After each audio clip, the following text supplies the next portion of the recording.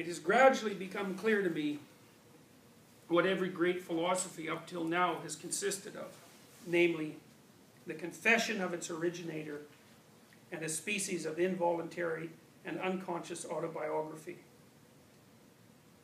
Well, that's a deceptively simple sentence, even though it's not a particularly simple sentence, because it stands on its head what people generally assume about the process of thinking.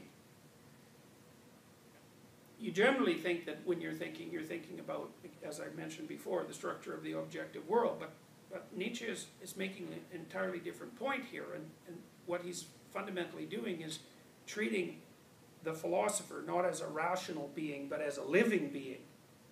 And there's a big difference between being a rational being and being a living being. Because if you're a living being, your primary goal is to do whatever it is that furthers your life. And if you're a rational being, then your primary goal is to do whatever it is that a rational being might do. And you could say that a living being should first and foremost be a rational being. And in some sense, that's the message of the Western Enlightenment. But it's by no means self-evident that that's the case. And it's certainly not something that Nietzsche doesn't believe that people are rational beings. Certainly not primarily, and more importantly, he isn't exactly convinced that they should be. So for example, one of Nietzsche's most famous maxims is that truth serves life, and that's a very different idea than the purpose of truth, say, is the accurate representation of the objective world. Those aren't the same thing at all. Now you could ask, well, what does it mean for truth to serve life? And if you construed truth that way, what would truth look like? And, you know, the mere statement that truth should serve life doesn't offer you the answers to those questions, but it's the beginning of a different metaphysics, and in some sense a metaphysics which is, say, the universe within which a philosopher might operate. A metaphysics is the initial structure of presuppositions within which a view of the world is organized. One presupposition might be human beings are rational and that we're attempting to formulate and improve our sense of the objective world, our formulation of the objective world. And another would be that human beings aren't rational, we're irrational, and that what we're motivated to do is to live, whatever that means, and that the purpose of our thinking and our philosophy should be to facilitate our living.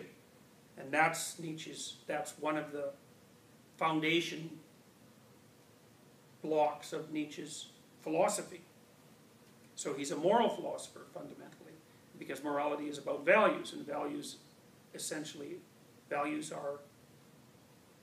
you could say values are what you aim for, but it's more complicated than that. Values actually constitute the lens through which you view the world, so it's partly what you're aiming at, but it's also partly your conception of who you are now and where you are, and it's also partly your conception of how you're going to get to where it is that you want to be, and it's also partly the psychological system that you use to parse up the world so that it reveals to you the pathway that you can take to get to what you want.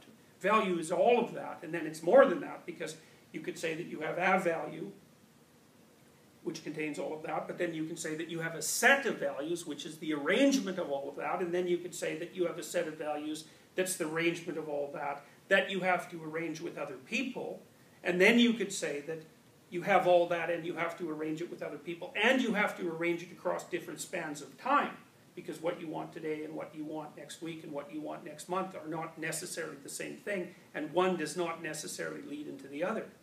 So to be a moral philosopher is to examine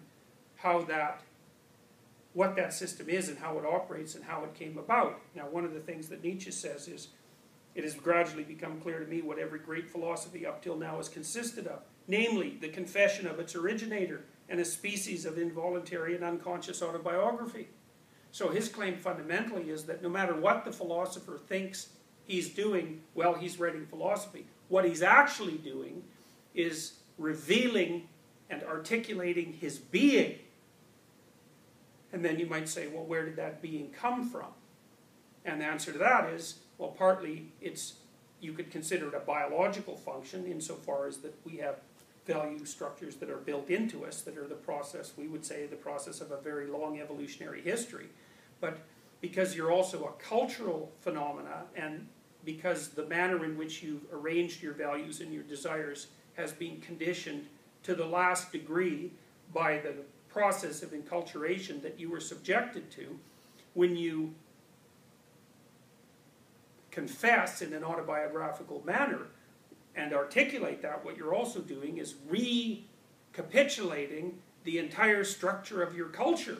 It's in you, and you might say, well, where is it in you? And and what does in you mean? Part of it means is that you act out a pattern of behavior, and that pattern of behavior is like a dance that someone is manifesting to a symphonic score. It's unbelievably complicated, and it has its psychological elements, and some of those are conscious and some of them aren't. Some of them are just implicit and embedded in the way you act and the way you perceive, and what the philosopher is attempting to do is to reveal those to himself and to articulate them so that the entire structure can be analyzed.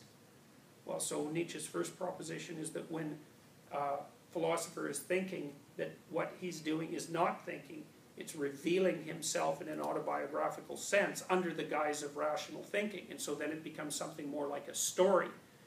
And, well, and he covers all that in the first two phrases.